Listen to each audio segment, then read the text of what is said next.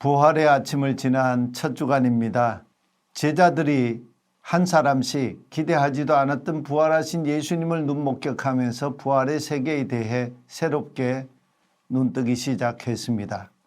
부활의 세계는 과거의 모든 질서, 인간이 경험해왔던 이 세상의 모든 질서를 옛 질서로 만들어버리는 새로운 세계를 열었습니다.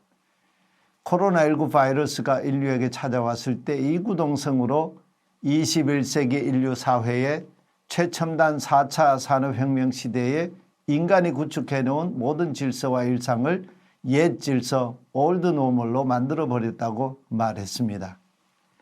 코로나19 바이러스가 21세기 인류에게 새로운 질서, 뉴 노멀을 가지고 왔다고 말했죠. 과연 그럴까요?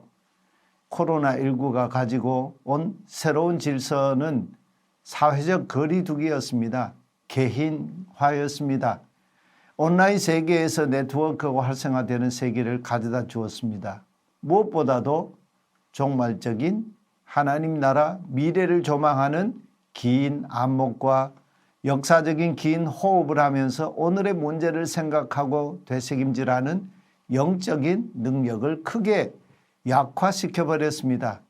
방역하면서 오늘의 문제에만 급급해 왔습니다. 이사야 65장 예언자 시대는 유다 백성들이 바벨론 제국에 패망한 뒤 긴 포로 생활에 식민지인으로 살아가던 시대였습니다. 바벨론 제국 곳곳에 흩어져 살면서 미래에 대한 희망을 포기했던 시대이지요. 현실을 보면 그 시대는 처절했고 암담했습니다. 그런 시대 한복판에 이사야 65장 예언자가 새하늘과 새 땅을 창조하시는 그분의 세계를 소개하고 있습니다. 그분의 세계에 희망을 걸고 역사를 새롭게 일구었던 인물들이 총독 스룹바벨, 율법학자요 아론의 16대 손 제사장이었던 에스라, 그리고 총독 느헤미야 같은 인물들이죠. 이들은 극히 일부의 사람들이지만 포로민들을 이끌고 바벨론 포로지를 떠나서 예루살렘 고토로 돌아와서 귀한 포로 공동체를 일구어 갔습니다. 100여 년 만에 고토로 되돌아와서 성전을 재건했습니다. 성벽을 다시 수축했습니다. 삶의 터전을 다시 일구어 갔습니다. 얼마나 힘겨웠을까요? T.S. 엘리엇이 1922년에 쓴 시 황무지라는 시에 이런 노랫말이 있죠.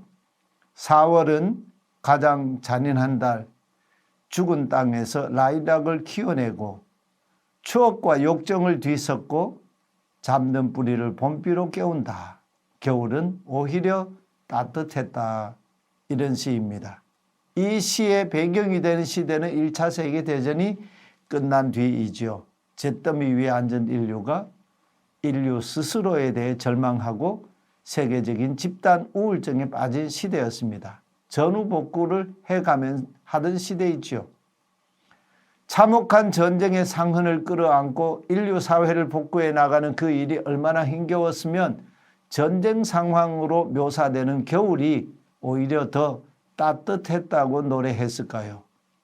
겨울이 오히려 더 따뜻했다는 말은 1차 세계대전과 같은 전쟁이 차라리 좋았다는 말이 아니지요. 그만큼 1차 세계대전 후에 인류 사회를 복구하는 일구는 작업이 힘겨웠다는 고백이지요. 이사야 65장 예언자 시대가 바로 이런 상황이었습니다. 그런 시대 한복판에 이사야 예언자를 통해 하나님께서 던지신 말씀이 무엇입니까? 보라, 내가 새 하늘과 새 땅을 창조하나니 이전 것은 기억되거나 마음에 생각나지 아니할 것이라 하셨습니다. 그 시대 사람 중에서 과연 누가 이 하나님의 말씀을 곧이곧대로 듣고 믿었겠습니까?